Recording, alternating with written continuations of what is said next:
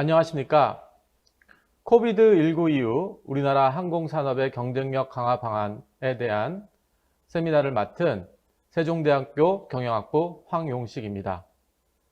코로나19로 인하여 우리나라 항공산업은 정말 미증유의 사태에 빠져 있습니다. 그리고 지난 1년 반 동안 우리나라 항공사들과 또 정부는 항공산업을 구제하기 위해서 다양한 노력을 강구했습니다. 그럼에도 불구하고 항공산업은 전체적으로 회복 기미를 보이지 않고 이 사태가 언제까지 지속되는지에 대해서 다들 불확실성에 빠져 있는 그런 상황입니다. 그래서 오늘 세미나를 통해서 우리나라 항공산업이 어떻게 경쟁력을 강화하고 또한 정부와 다양한 이해 당사자들이 이러한 상황을 모면하기 위한 다양한 협력 방안에 대해서 다루겠습니다. 목차는 다음과 같습니다. 코비드19 이후 항공업계 변화와 국내 항공사들의 경영실적 개선 방안, 그리고 정부의 재정지원 세제 및 감면 제도, 그리고 마지막으로 항공수요 활성화 방안에 대해서 다루겠습니다. 첫 번째로 지난 코비드19 이후 항공업계의 어떤 변화와 또 국내외 항공운송 실적을 요약한 내용을 알려드리겠습니다. 전체적으로 보면은 2020년 2분기 최저점 이후에 완만한 회복세를 보이고 있습니다. 그 이유 중에 가장 주요한 것은 어떤 화물 운송에서의 어떠한 회복세가 있었는데요. 그럼에도 불구하고 전체적인 수치를 놓고 보면은 수화물 제외 화물 15.3%의 증가에도 불구하고 국제선 여객기의 어떤 운유 증가로 전반적인 하락세를 보이고 있습니다.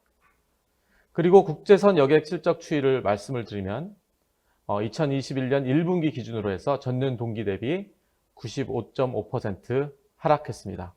이러한 배경에는 다수 국가에서 여행 제한 및 락다운을 재시행해서 항공기 운항 중단 및 감편이 유지되는 상황이기 때문입니다.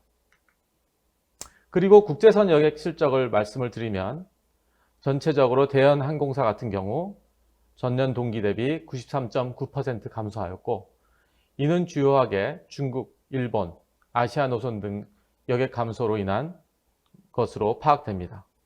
그리고 저비용 항공사는 대형 항공사에 비해서 더 타격이 큰데요. 전년 동기 대비 98.7% 급락하여 주 노선인 중국, 아시아 대양주, 그리고 일본 노선 등 이러한 전체적인 여객 감소의 영향인 것으로 파악됩니다. 국내선 같은 경우는 오히려 국내 여행객들의 어떤 전체적인 호조로 인해서 저비용 항공사가 전년 동기 대비 15% 증가하고, 반면에 대형 항공사의 경우는 국내선 같은 경우는 하락세입니다. 항공 화물 운송 실적을 말씀드리면 수화물을 제외한 화물 전년 동기 대비 15.3% 증가했지만 국제선 수화물 급감으로 전년 동기 대비 7.2% 감소하였습니다. 하지만 전체적인 대형 항공사의 경우 항공 화물의 실적으로 인해서 실적이 많이 호전된 것으로는 파악되고 있습니다. 국내 대형 항공사의 경영 실적을 알려드리겠습니다. 대한항공의 경우 2021년 1분기 같은 경우 1245억 원의 영업이익 기록 흑자로 전환했고, 이러한 주요한 원인은 화물 사업 매출액이 전체의 77.32%까지 차지하기 때문에 화물기 가동률을 높이고 여객기를 화물기로 활용한 그러한 전략이 통했던 것으로 보입니다. 아시아나항공의 경우는 1분기 112억 원의 영업 손실의 적자폭이 감소하여서 대한항공과 비슷하게 화물 운송을 확대하고 또 여객기를 개조해서 수송력을 확보한 그러한 배경이 있습니다. 그래서 대형 항공사의 경우는 전체적으로 화물 운송을 통한 실적 개선이 있었습니다. 반면에 저비용 항공사 같은 경우는 워낙 높은 국제선 여객 의존도로 인해서 실적이 악화된 상황입니다. 그래서 자구책으로 화물 전용기 전환과 카고 시트백을 이용한 운송을 시작하였지만 전체적인 운항 편수 감소로 인해서 화물 운송 총량 역시 감소하고 이것이 전반적인 실적 부진으로 이어졌습니다. 그래서 전체적인 코로나19 이후에 항공업계의 어떤 변화와 또 산업 변화 및 전망을 예측을 하면 전반적으로 2003년 사스와 견주어 봤을 때 사스의 경우는 항공 여객 수요 회복까지 대략 한 7개월이 걸렸습니다. 그러나 코로나19 같은 경우는 지금 1년 반이 지났으나 여전히 부진한 수요를 나타내고 있습니다. 그래서 가장 관건은 빠른 백신 보급으로 올해 하반기까지 항공시장의 개방이 예상되고 있으나 그러나 다양한 변수가 지금 전개되고 있습니다. 델타 변이 바이러스가 지금 전 세계적으로 다시 확산되고 있기 때문에 어떠한 그 회복이 예측 가능한지는 다양한 의견들이 있으나 2022년, 2023년 그러한 아이아타, 아이아코의 다양한 의견이 있습니다. 그러나 이러한 빠른 백신 보급과 집단 면역 형성을 시작되면 어느 정도의 회복이 가능할 수 있다는 조심스러운 예측을 해보게 됩니다. 그래서 전체적인 항공산업의 긍정적 요소와 부정적 요소를 나눠보았습니다. 긍정적 요소는 기대 이상의 백신 효과로 집단 면역이 형성되면 어떠한 전체적인 여행객 수요 증가로 인해서 또 여행 조치가 완화되고 또한 코로나19 이후에 어떤 경기 회복, 경제 회복으로 인해서 여가 목적의 수요가 증가할 수 있다는 예측을 해보게 됩니다. 출장 목적 수요도 증가하겠지만 아무래도 또 여객 수요보다는 좀 더 적지 않을까라는 예측을 해봅니다. 이러한 배경에는 그동안 재택근무라든지 또 그 비대면 회의들이 많이 익숙해져 있는 상황에서 굳이 출장 목적으로 여행을 하는 그런 수요가 있을까라는 그런 예측도 해보게 됩니다. 반면에 부정적 요소로 보면은 이제 델타 변이 바이러스가 계속 발생하고 있고 또 국내 같은 경우도 지금 확진자가 급증하고 있는 추세이기 때문에 이러한 것이 또 과연 4차 유행으로 또 번지지 않을까라는 예측을 해보고요. 그 다음에 이제 좀 더디고 국내 같은 경우는 더디고 낮은 백신 접종률 그리고 이제 여행 제한 조치들이 여기에 좀 따라줘야 되는데 좀 보수적인 국가의 정책들과 그런 것에 따라서 이런 것들로 인해서 좀 여행 제한 조치가 계속 연장되는 것이 아닌가라는 또 생각을 해봅니다. 그리고 아까 말씀드린 대로 업무 환경의 원격화로 인해서 출장 목적 수요가 아직 회복되지 않고 있는 그런 상황으로 분석됩니다. 그리고 이제 전체적인 각국의 이제 정부의 항공사 재정 지원 상황을 말씀드리면 대출과 현금 등의 어떤 직접 지원은 1,006억 달러 정도 되고요.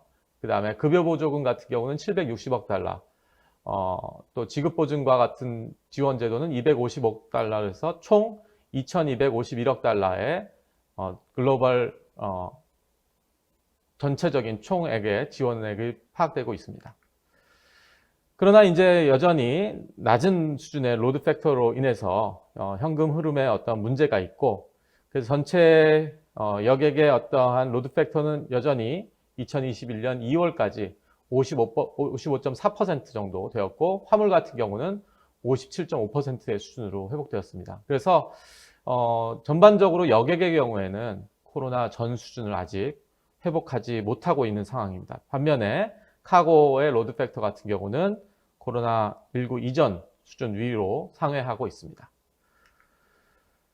그리고 이제 각각 그 항공사들의, 국내 항공사들의 어떤 재무 구조와 부채 비율 추이를 좀 말씀을 드리면요. 첫 번째로 대형 항공사인 대한항공의 경우는 자구계획을 이행을 하고 있습니다. 그래서 4조 5천억 원 정도의 유상증자를 실시했고 지금 현재 부지 매각 등 다양한 방법을 통해서 자금 조달을 하려는 노력을 기울이고 있습니다. 영업현금 흐름 부분에서 보면은 이제 화물 시장의 호조로 인해서 순손실 규모가 감소한 추세입니다. 그래서 어떤 자체 현금 창출력만으로 차입급 상황은 아직 어려운 상황이나 유상증자로 현금을 확보했고 그래서 전반적으로 어떤 단기 유동성 위기 가능성은 낮아 보인다고 분석됩니다.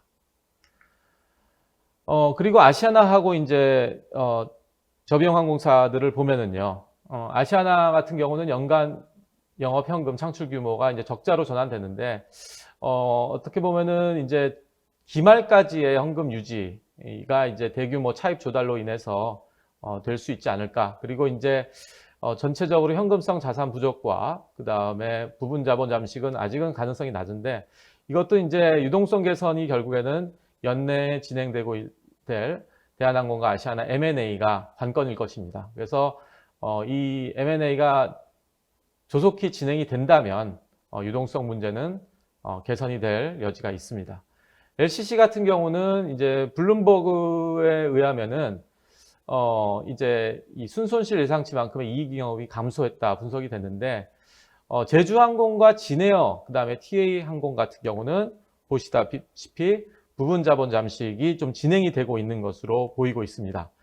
그리고 이제 이 제주항공 진에어의 기말 현금은 전체적으로 마이너스로 전환이 불가피한 것이어서 우리나라의 LCC들, 저비용 항공사들의 어떤 재무적 구조가 지금 올해까지가 계속 악화되고 있고, 이것이 개선이 되려면 국제선 여객의 회복이 빨리 개선이 되고, 또한 정부의 또 지속적인 지원책이 마련이 계속 되어야 된다고 생각됩니다.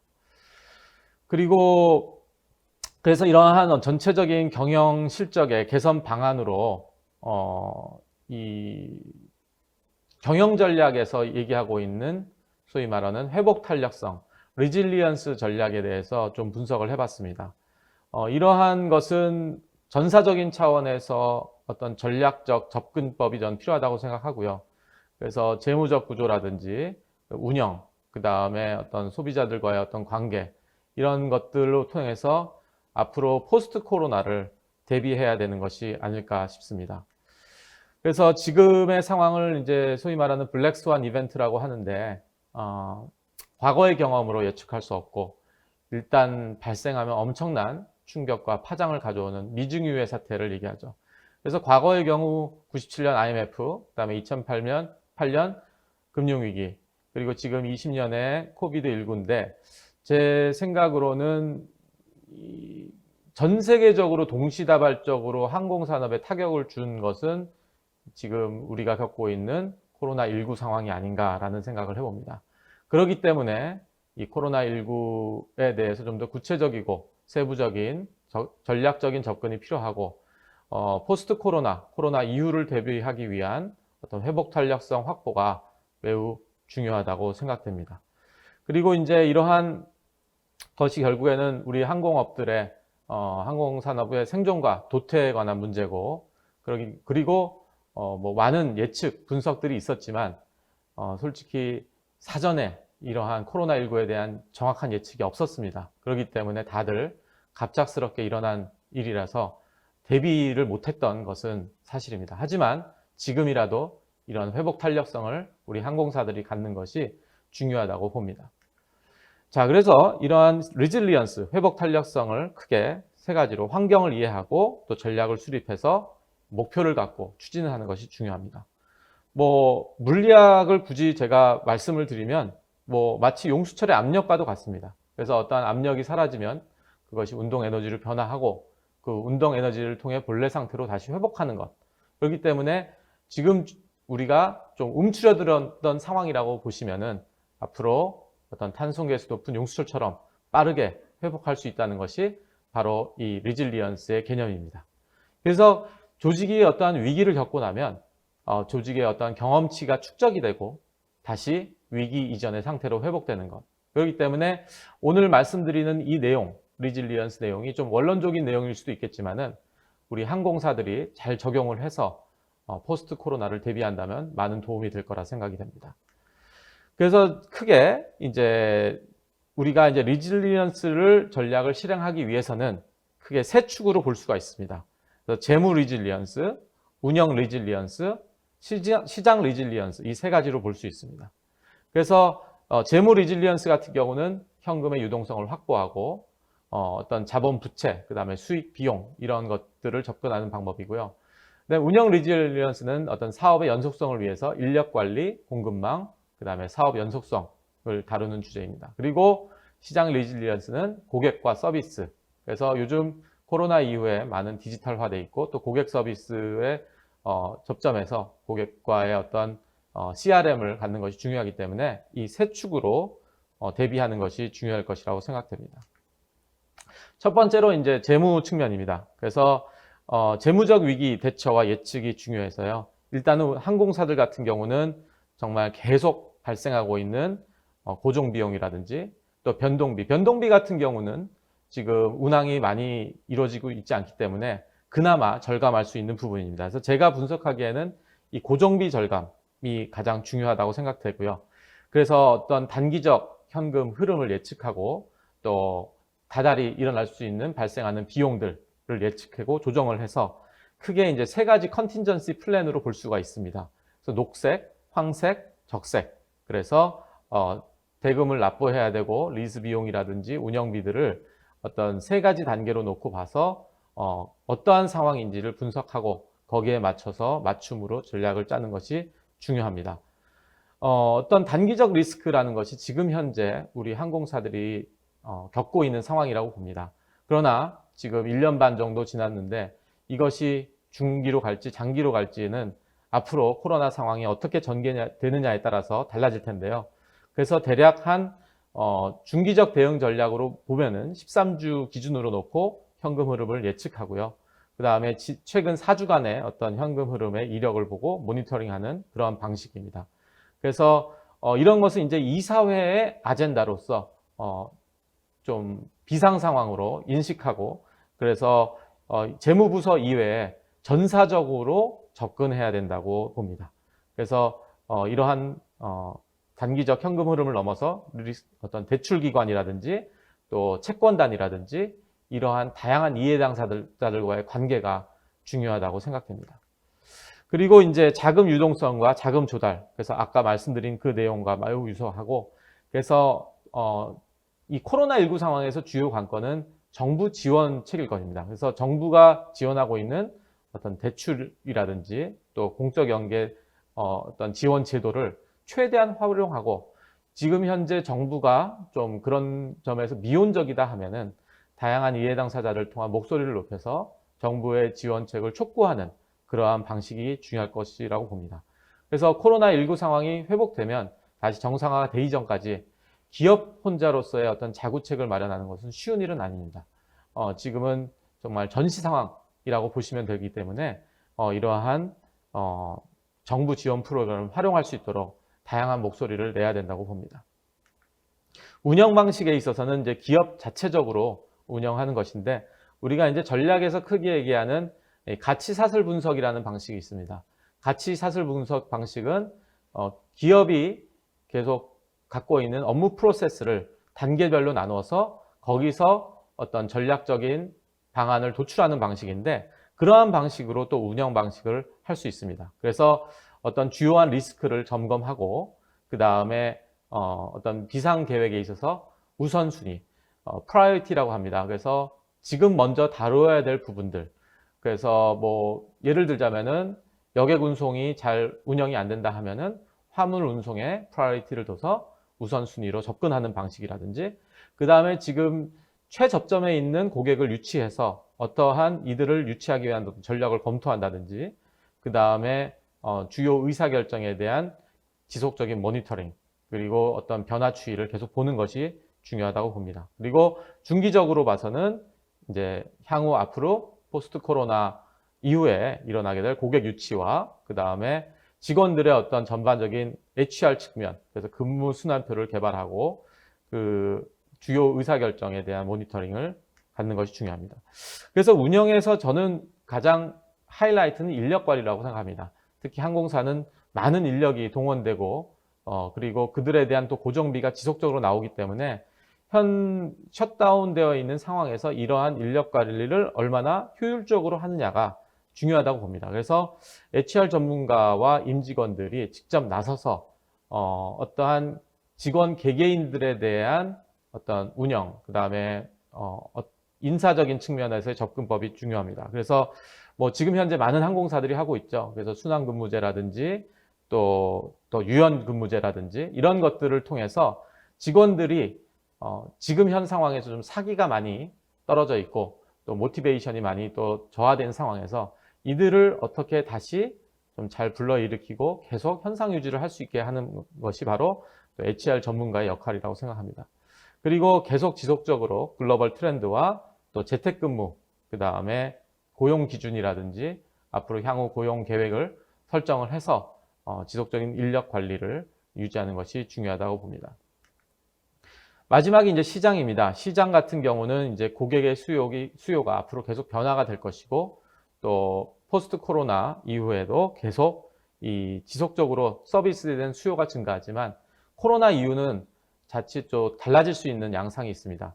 예를 들자면은 기존에 코로나 이전에는 뭐 허브 투 스포크 뭐 그런 방식으로 노선이 되어 있다면 이제는 코로나 이후에는 또 포인트 투 포인트, 그래서 한 지점에서 한 지점으로만 바로 가는 그러한 노선이 또 개발이 될 가능성이 있고요.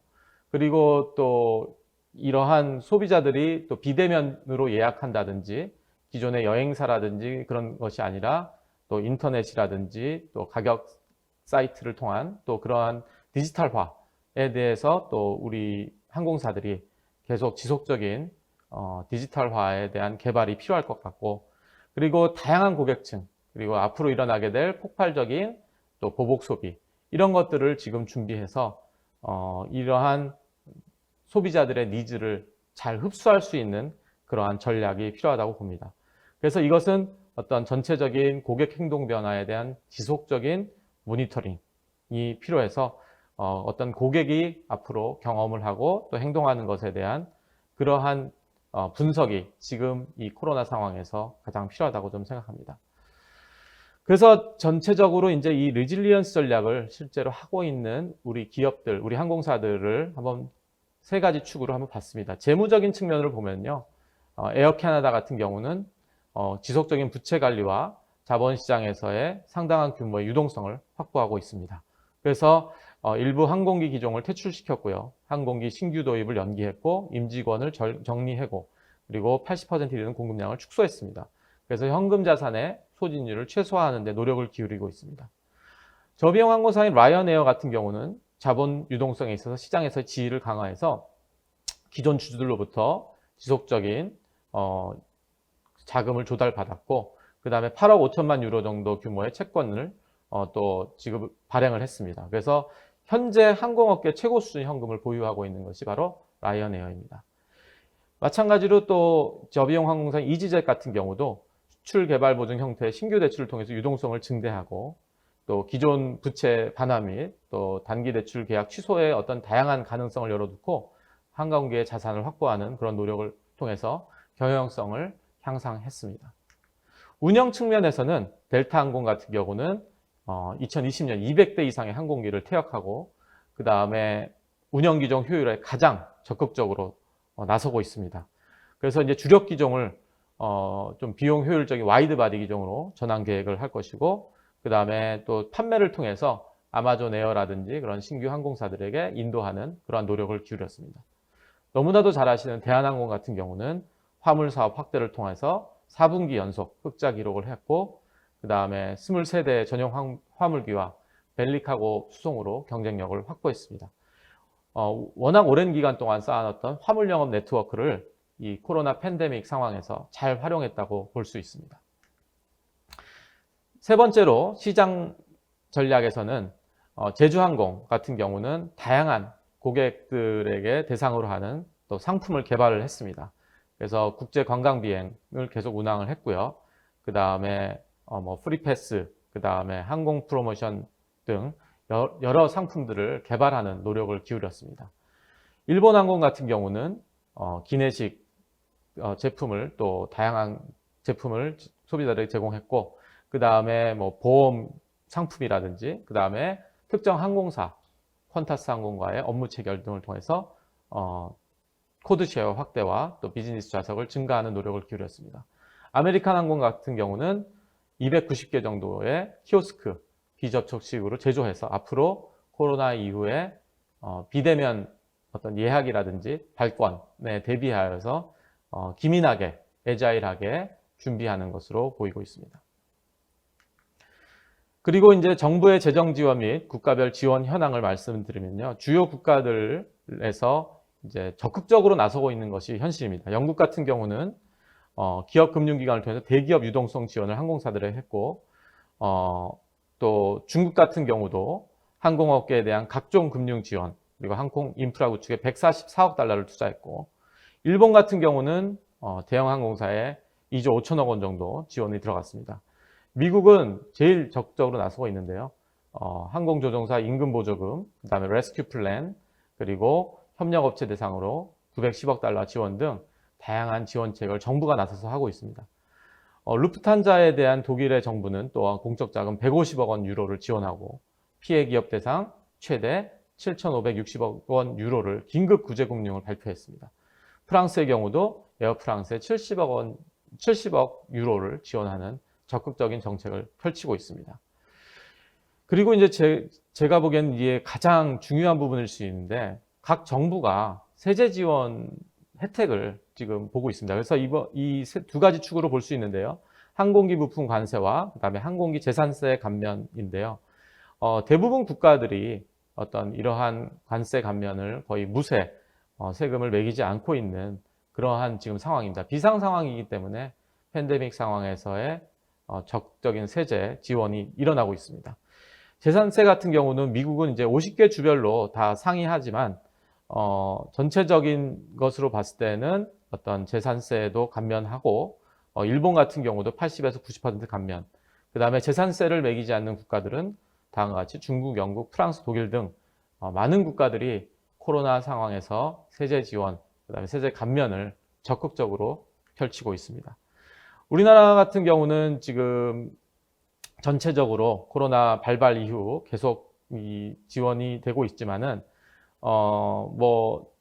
몇 가지 좀 상징적인 것들을 말씀을 드린다면은 저비용 항공사를 대상으로 최대 3천억 원 대출 지원을 했고, 그 다음에 이제 공항시설 사용료 감면이라든지, 그 다음에 전체적인 기간산업 안정기금을 통해서 정책금융 프로그램을 지원하고 있고, 그 다음에 최근에 있어서 공항시설 사용료 감면이라든지, 그 다음에 이제 아직도 취득세, 재산세 완화를 검토하고 있는 상황이기 때문에 제가 아무래도 이 자리를 통해서 좀 전에 말씀드렸던 해외 사례를 한번 긴밀하게 좀 심각하게 생각해 보시고, 우리도 어느 정도 경제 OECD 국가 또 항공운송 산업에서의 또 선진국 대열에 있기 때문에 좀 유사한 그러한 정책을 한번 제고해보고 또 지원하는 것이 어떨까. 그래서 현 정책보다는 좀 더 추가적인 정부 재정 지원이 필요하다는 그런 생각을 해봅니다. 그래서 적극적으로 추진해 주셨으면 감사하겠습니다. 그래서 크게 이제 제가 정리를 하면 항공기 부품 관세 감면, 고용유지 지원금, 사업용 항공기 지방세 감면, 금융지원제도 이 네 가지로 하고 있는데, 고용유지 지원금 같은 경우는 이번 9월에 만료가 됩니다. 그래서 이것을 좀 연장을 더 해서 계속 어려운 우리 항공사들에 대한 좀 지원이 전폭적으로 이루어졌으면 좋겠고, 항공기 부품 관세 감면, 사업기 항공기 지방세 감면 이것도 적극적으로 추진돼야 되는 생각을 해봅니다. 그리고 이제 금융지원제도 특히 LCC들이 많이 어렵습니다. 그렇기 때문에 이 금융지원제도를 좀 더 정부가 적극적인 보증대출 상품을 발행 등을 통해서 운영자금 지원이 절실하다고 생각이 됩니다. 그리고 이제 그나마 좀 희망적으로 우리가 볼 수 있는 게 이제 이 코로나 이후에 이 보복 여행인데요. 보복 소비라는 개념이 그동안 소비를 하지 못했던 소비자들이 코로나 이후에 좀 적극적으로 소비를 하는 것인데, 이것이 이제 여행으로 이어질 거라고 생각합니다. 결국 여행은 항공 수요로 이어지겠죠. 그래서 지금 전 세계적으로 유럽 같은 경우는 작년 6월 대비 2배 이상 증가했고, 우리나라 같은 경우도 이제 좀 약간 증가하는 셈입니다. 그래서 지금 이제 앞으로 진행하게 될 트래블 버블이라든지 이런 것들을 통해서 좀 보복 여행의 어떤 수요가 소소하게 지금 일어나고 있는데, 이것은 이제 아무래도 ETF 수익률을 보시면은 전체적으로 이 항공업이라든지 여행업이 어떻게 회복될지, 그래서 수익률로 봐서는 아주 높은 수익률을 보이고 있습니다. 그리고 이제 이 전체적으로 이 소비 증가율이 둔화하는 가운데 이 서비스 소비가 앞으로 증가함으로써 재화 소비가 위축된다라는 그런 예측도 나오고 있습니다. 그 얘기는 뭐냐면은 결국 많은 소비자들이 여행과 항공에 소비를 할 것이다 라는 그런 것이겠죠. 그래서 그만큼 이러한 상황이 되면 우리 항공업에게는 아주 긍정적인 것으로 긍정적인 반응을 보일 것으로 보입니다. 그래서 이제 그 트래블 버블 제도에 대해서 좀 간단히 설명을 드리면은 일단은 이 단체 여행으로 진행이 됩니다. 그래서 여행사를 통해서 정부가 승인한 단체 여행 상품이 예약되고 2주 전에 백신 접종 완료 및 증명서가 발급돼야 되며 또 출발 72시간 이내에 PCR 검사, 그 다음에 도착 후에 또 예방접종 증명서 및 음성 확인서를 제출하고 그 다음에 검사 후에 음성 판정을 받으면 자가격리 면제가 되고 또 동선에 따라 여행을 하고 다시 또 출발 72시간 내에 여행지에서 PCR 검사 및 음성 확인서를 발급하는 좀 복잡한 단계에 있습니다. 그래서 이것이 실제로 7월 말부터 사이판, 그 다음에 또 다양한 또 트래블 버블 협정을 하는 국가들과에서 진행이 될 수 있는데 다소 절차가 좀 복잡하지만 그만큼 또 소비자들의 어떤 니즈와 수요가 있기 때문에 반영이 된 게 아닌가 싶습니다.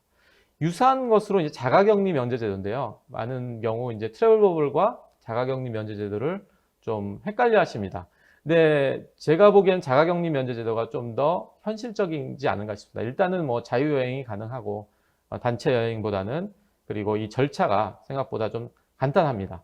그래서 앞으로 이 트래블 버블이 좀 더 관리가 필요할 수도 있겠지만은 진짜 소비자들이 원하는 것은 이 자가격리 면제 제도를 통한 여행이 아닐까 생각이 듭니다. 그래서 앞으로 이런 국가 간의 협정을 할 때 트래블 버블로 갈지 또 자가격리 면제 제도로 갈지에 대한 또 정부의 면밀한 검토가 필요할 것이라고 생각됩니다. 자, 결론적으로 말씀드리면은 항공업이 회복하기 위해서는 지금 이 어려운 상황에서 좀 전에 말씀드렸던 리질리언스 전략을 통해서 포스트 코로나 상황을 대비하는 것이 중요합니다. 그래서 지금 어렵더라도 앞으로 코로나 이후의 상황에서의 어떠한 전략을 펼치느냐가 향후 코로나 이후의 기업들의 실적을 반영할 수 있기 때문에 지금 잠시 좀 버티지만 또 다양한 전략을 좀 추진하는 것이 중요하다고 생각이 됩니다. 그리고 기업들만, 항공사들만이 할 수 있는 일이 아닙니다.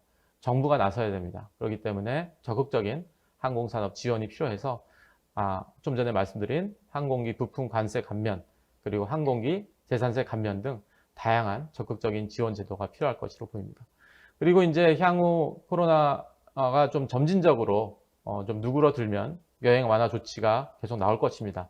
그래서 트래블 버블이라든지 또 자가격리 면제 제도를 어떻게 적용을 할지 그리고 또 우리 항공사들은 여기에 또 어떻게 대응을 할지에 대한 또 면밀한 검토가 필요할 것으로 보입니다.